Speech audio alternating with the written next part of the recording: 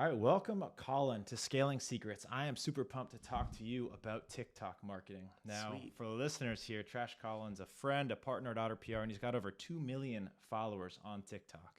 So we're going to be talking to you about some of the strategies and methods that got you here, and I'm super excited to dig into that a little bit Cool. more. Me too. Me too. So welcome to the show, Caulin. Let's start off with something fun. Let's Yeah. start off with the craziest moment that you had as a TikToker. Wow. Craziest moment that I've had as a TikToker is, that's such a great question. Probably getting to work with organizations that I would reach out to a lot of organizations that were, focused on removing trash from the ocean. And I would reach out to them all the time on Instagram. But never heard back until I started gaining followers. And then all of a sudden I'm on boats with them and out there picking up trash on different islands. I was in the Dominican Republic, all because I decided to pick up one piece of trash one day. So I'm constantly being surprised where I have to take a step back and be like, what am I doing? It's really crazy, and how fast it happened too. You know, it's wild, and I'm super excited to talk to you about this because usually you're talking to influencers who are like showing their booty or being entrepreneurs. Yeah. Caulin here got famous doing something a little bit more wholesome. Yeah. So tell us a little bit about yourself as an influencer, as a TikToker. Like, what is your mission? What's your focus? Cool. Yeah. So it started early 2019 in December. Born and raised here in St. Pete, I noticed how many people visit our city and enjoy it, but also leave a ton of trash behind on the beach. And so at first I was just kind of like mad about it. So I started going on Instagram and being like, why are people doing this? Da da da da da, just yelling essentially into the void is what it felt like at the time. But my friends were like, this is really cool. Keep talking about this. So I went to a beach cleanup and I was mad, but the dude that was running the beach cleanup was like, we got to just fight this with positivity. Mm-hmm. And at that moment, it switched for me because it was like, I realized that people want to feel a part of a movement. They want to feel like they're a part of something bigger as opposed to feeling like it's their problem. So I started picking up trash every single day, kind of educating about, ocean conservation, plastic pollution, how to help baby sea turtles as they're hatching here locally.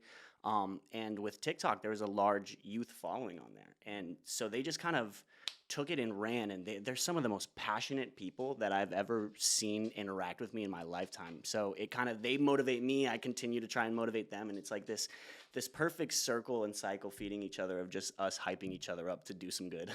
Right. And people who are passionate about the environment, they are some of the most passionate people that I've ever worked with as well.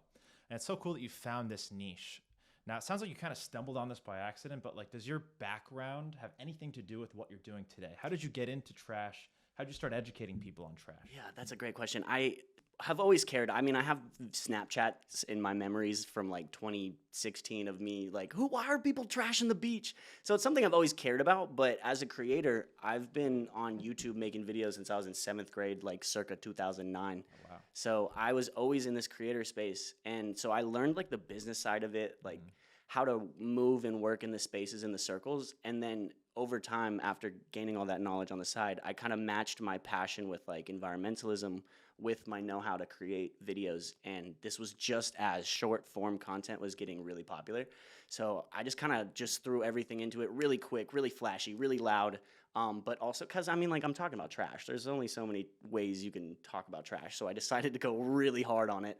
And it kind of just caught fire, and now it's this momentum that sometimes it's bigger than me. Like I'm in circles where I'm like, I don't even know where to begin because these issues are huge, right? And this is something I talk about a lot is like, if you want to get started as being a climate creator or a climate communicator, environmentalist, climate activist, just get started and you'll find, your path, your pocket. And it's just, it's so fulfilling that, I'm not waking up every day, like trying to learn a dance or trying to make a sale. I'm just talking about what I care about, and it comes and it just feeds itself. Yeah, and most creators, I feel like if they have a passion, they won't go into content creating full-time around that passion because they think it's not going to work. If it were me and I was passionate about the environment, like I'm not going to be like an environment creator because it's not going to work. People aren't going to care. There's not enough content. There's not enough topics. And I think that's totally false. 1,000%. Yeah. You can see passion when people are creating, when they're making videos. You can tell if someone's faking it or if they're legit. Exactly. Yeah. And that's such a good point because it's so easy nowadays. There's this like social radar that we've developed, that you can see through people who are faking it, and you can tell who's authentically approaching things. So that's always been my message, is just really care about something and know if you're stepping into the space, you're not going to be perfect. You're not going to do everything right, but we need people talking about these things, because you might reach someone that is only going to resonate with what you say and the way that you say it. And then, that residual impact is just getting bigger and larger over time. As a content creator myself, I've actually consumed a lot of courses on how to grow on TikTok, how to grow on YouTube, and the same theme keeps popping up with all of the experts who are teaching this stuff, and that's authenticity. Yes. And it's so easy to say, it's really hard to do. And I found that myself as a creator to be very true. That rhymes.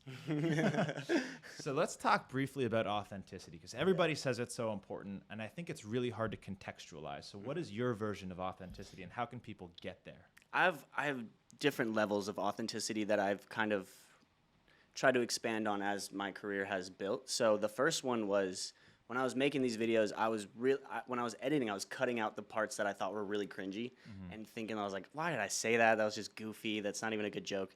But over time, I was like, you know what? I'm just going to leave these in. I'm going to try and fill this time and just keep these clips in. And every time I did that, I would notice the comments. Those were the people's favorite parts. Right. So from there, I was like, okay, well, what's really how do I, show more authenticity? And it's in ways of really breaking down and building your audience, knowing your audience and where they're coming from, and then trying to show those parts. I'm not even trying to show those parts, but just showing those parts that are relatable to them. And it's hard because some of those parts that are authentic to yourself are the parts that you usually try to hide. Right. And so I'll also do things.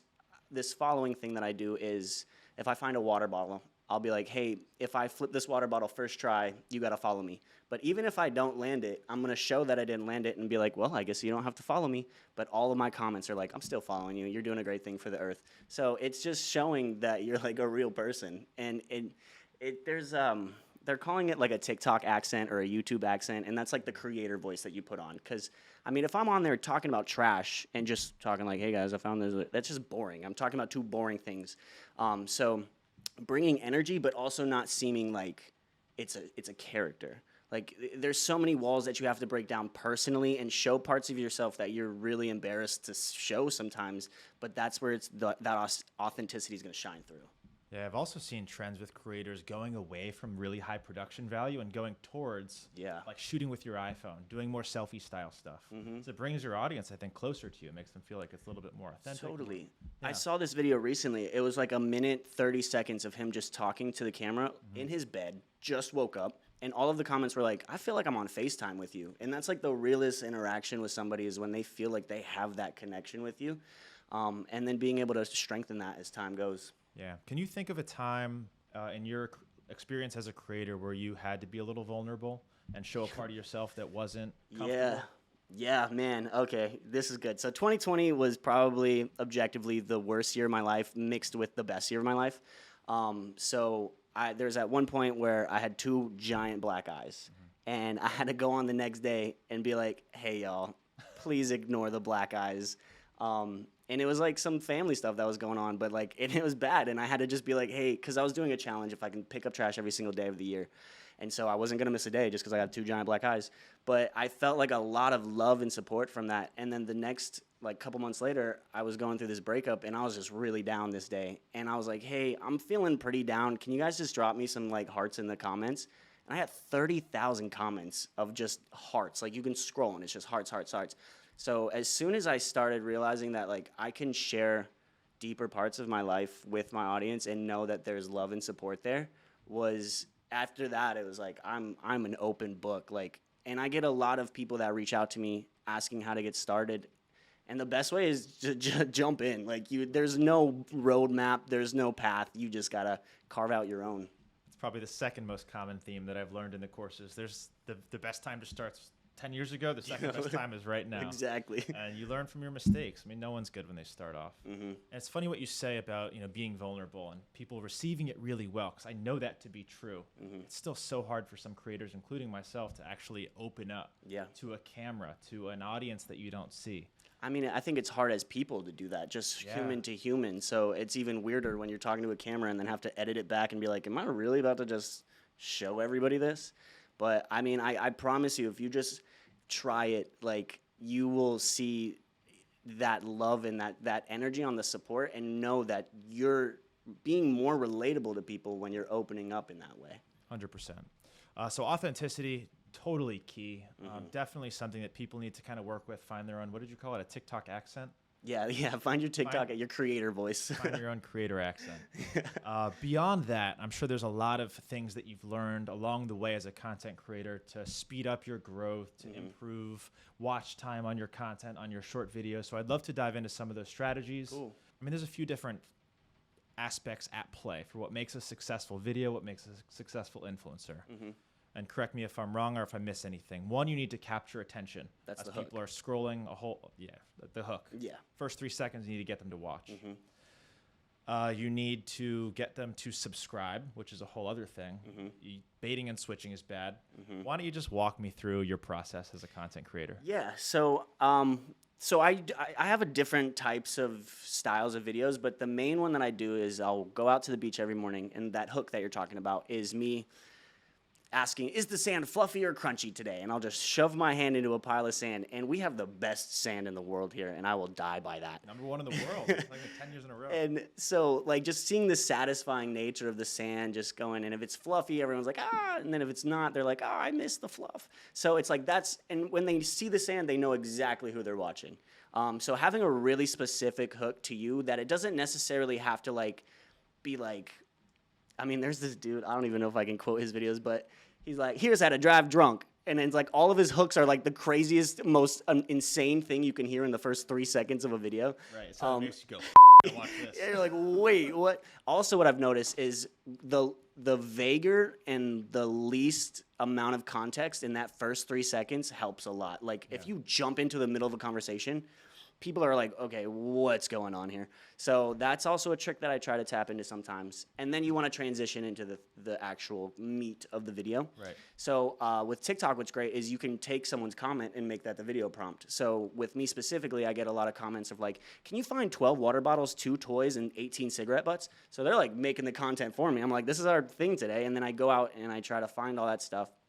And then for followers, it's so important, and this is the hardest part for me to do because this is the easiest way to come off as inauthentic, is asking for followers. So ways that I kind of do that is making it a game and making it seem like, hey, this is up to chance. If I flip this water bottle, or if I make this into the toy box, or if I can shoot these 5 cans into the recycle bin first try, you guys got to follow me. And then showing if you don't. And that's how you hold on to that authenticity. Because really, it's not whether or not that I made those things happen, it's just reminding them that a follow is a possibility. Right. So tapping into that, and also for engagement purposes, like yesterday I found a volleyball bracelet, and I was like, first person to comment the volleyball emoji gets to keep it. And obviously they know they're not going to keep it, but they're just spamming volleyball emojis. So it's like tapping in, finding fun ways that kind of like integrate into the content you're already making, but also playing into the TikTok tropes of like, there's a lot of kids that are watching and wanting to get involved. And then, TikTok's age is skewing older now too. And then finally on that point, like longer form videos, if you're past 1:30 up to 10 minutes, your video will most likely do better. TikTok is really trying to push longer form educational content as of right now. So just drag it out, hit more points. You don't have to hit that 15-second dance trend anymore. So really take your time with it. That's good advice. And I'd love to kind of dig in a little bit deeper with other growth strategies. Like right now, you say TikTok is preferring that longer form content. Yeah. Is there anything else that you've tried other than creating good hooks, good content to speed up your growth? Totally. And this is something that I don't think many people really tap into. When you get that enjoying TikTok, rate 5 stars, click that 5 stars, because it's going to take you to the App Store, and it's going to tell you that there's an update. You update it, you get the first round of updates, and then say like when duets dropped on TikTok, I was duetting every day because I know that they just dropped this feature. They want to push it to people to make sure like, hey, this is our new thing. So stitches, duets, green screens, like anytime you see like a new incorporation, just run it up and just try to like capitalize on it. I remember when TikTok first dropped 3-minute videos. I made a video the day after. I was one of the first accounts to get it. And I made a video the day after, like, this is going to be the longest trash video we've made. And it was only 1:30. I couldn't really push it further than that. But it went viral. It was like 1 million views in 24 hours. So, just tapping into those features that are just constantly being updated. And that's with every app. They're always changing. So really tap into the new stuff. They put it there for a reason. They want to show off the new features. So it's a good way to kind of tap into something really easy. Right, and that's kind of hacking TikTok, getting them to push your videos out. Anything that you've done with other creators? Do you collaborate a lot? Do you kind of share in the follower growth? Biggest thing is having community, especially with what I do. It's like a whole separate thing, but community as a creator, I think, is massive. People love watching friendships, watching groups of people, you know, people interacting with each other. So the group that I'm a part of is called Eco Talk. We're 19 environmentalist creators that all are talking about climate communication, climate activism, but we all reach it from a different point of view. So, I mean, I pick up trash on the beach. There's someone that picks up trash in the rivers. We have a girl that talks about clean energy. We have a girl that talks about social and racial injustices. You know, BIPOC creators, every spectrum we try to fill in so that, like, because I didn't go to college for this, so I was just thrown into this. But luckily, I've been fortunate enough to surround myself with like really well-educated people in terms of science, in terms of like social justice, that have been teaching me, and I've been kind of teaching them, you know, TikTok hacks that they can get their videos out to see more people. And it's this overarching community that if one person finds me, I might not be the best voice for them, but I have 19 other people where I'm gonna be like, this is probably someone that will resonate with you more. Right. And it's that constant feeding of each other that it really is necessary. Yeah, I think so too. Collaborating with other influencers, especially in your space, is huge. I want to ask you some rapid fire questions about TikTok growth, some commonly asked TikTok growth questions. So let's see what your answers are going to be. Cool. For TikTok content, what is the ideal length of a video? It used to be around 7 to 14, but now I'd say a minute 30 beyond. Cool. How many posts per day is advisable for someone to grow? At least one. I used to do 3 times a day, and I had a 9 to 5. So if I can do it, you can do it. I would definitely say at least one. At least one per day. Hashtags, do you use them, and what is your strategy? Yeah, I love hashtags. You know, it's just kind of tap into the broadest subject, but also the most relatable to what I'm saying. So I'll pick up plastic and I'll do hashtag plastic pollution or plastic free. Or if I'm at the beach, hashtag beach. So yeah, definitely tap into hashtags. They work really well on TikTok. What about titles for you TikTok videos? Do you have any strategy there? I keep it brief, really searchable. You want to make sure that even if you don't have any hashtags, people can type into the TikTok search engine and still find the talking points that you're talking about. So I would say a sentence. Any thumbnail advice that you have? Yeah, the thumbnails are cool on TikTok. They're like animated. So kind of try to find that action in that little minute, that little second that they give you. Cool. Any specific TikTok features that you use? Like you mentioned duets, anything like that you think is really powerful that people need to take advantage of more? Duets are OP, honestly. Like, if you get people to send you videos that you can talk over, or you find something that's relative to your niche that you can just talk over, all of the videos and views that video got originally will now kind of trickle into the video because it's an add-on. So it's kind of continuing the story, as well as the green screen feature. Love the green screen feature, and Stitches. Once Stitches dropped, it has not gone back. It's been the most popular thing I've seen on the app. Stitches are awesome. What do you think the most popular metric on TikTok is that they use to determine a video's success? Is it comments, shares, likes? It's watch time. It's watch time and then followers second, I believe. I don't know that for sure, but from my experience, if you are holding about 25% retention, then that video will do well. And especially if you're doing that following kind of hack, you're going to not only get the views, but you're going to get the people to follow you from it as well. So yeah, it's definitely watch time and then followers next. Cool. So Caulin, you've been using TikTok for a few years. I'd love to hear your feedback on how it's changed. I've heard a lot of complaints that TikTok has stopped promoting certain people. Views are down. So what has been your experience? It has definitely changed. Early TikTok was a fever dream. You could post whatever and it would just go viral. Yeah. And that was the fun of it. But now that it's definitely become so big that there's pockets. Like, there's something that can go wildly viral in one niche that the other niches will not have any idea about. So the fact that it's grown has, I would say, maybe siphoned views a little bit. But, I mean, it's still one of the only apps that I know that you can really amplify your following still. It may be a little bit difficult. It might take you a little bit more consistency, but it's still possible. Where do you see the future of TikTok going? Obviously, we're recording this, what is it, March 28th now, and there's talks all over the country about banning this thing. Yeah, dude. What do you see this happening in a year, 5 years from now? I mean, I can go on this forever, but I'll keep it brief. If you look at the overarching bill, it's scarier. It's not just TikTok, so it's a lot of control over all internet things that may seem deemed inappropriate. So what I would love to see for TikTok happen is it just kind of keep chugging along. If not, somebody buy it. It would just suck to see 2.1 million followers just disappear. Yeah. But that's personally me. And it won't stop me. I'll keep obviously talking about climate communications. It's never been about the followers, but obviously it helps when I have that much people to talk to. So, I mean, the future of TikTok is uncertain, but it's definitely unprecedented of how this is going down. So whatever happens, it'll make history. Do you think TikTok is a tool to hijack teenagers' minds? How do you feel about TikTok as a consumer? I mean, so that is a point that I keep getting brought up, and I've seen it personally, but on the opposite end.